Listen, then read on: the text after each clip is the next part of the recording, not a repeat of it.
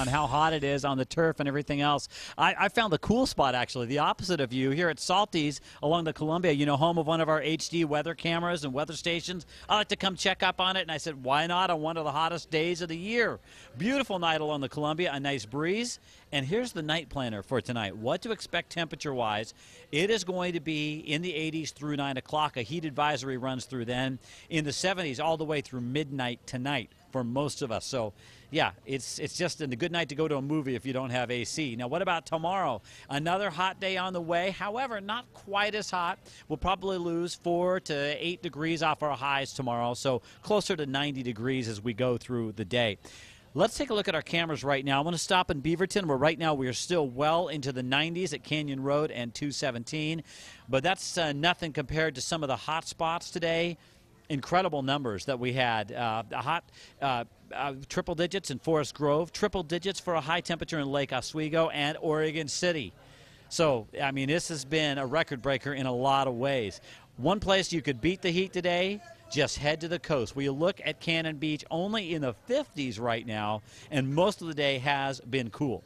All right, let's look at our high temperatures around the state. We did have a record-breaking 95 in Portland. We tied a record at 96 in Salem, and the 102 in Medford actually was not a record today. The big picture, a satellite showing the big area of high pressure that's been helping us stay sunny and clear, and that's going to be around for another day for inland areas, although on the edges over towards eastern Oregon could be a thunderstorm. Zooming in now to the Oregon coast, you can see a lot of the low clouds that reformed today, and it's going to be socked in for a while at the beaches tomorrow. Some places may gradually clear, but cool either way. If you're tired of the heat, that's the place to go tomorrow. And meanwhile, the forecast for tomorrow reflects that. Along the coast, yeah, 60s probably or thereabouts most areas.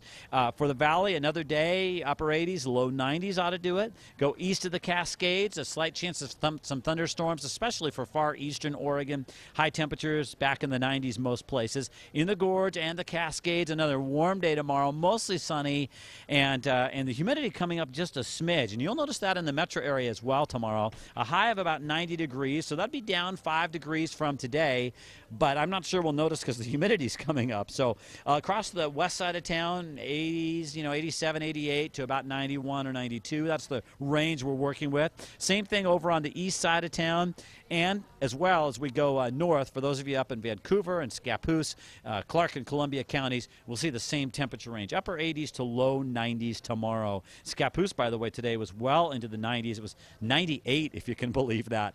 All right, so here's what's going on the 7-day forecast. We're going to see temperatures kind of cooling a bit tomorrow and then virtually holding into the weekend. On Sunday, though, as we look ahead, Sunday's Race for the Cure Day. We do have a good chance for showers or even a thunderstorm, but I think most of that's in the afternoon after the race is wrapped up. So we'll keep you up to date on the timing there. Otherwise, it's just cooler, cloudier, and a chance of showers as we go into next week. But no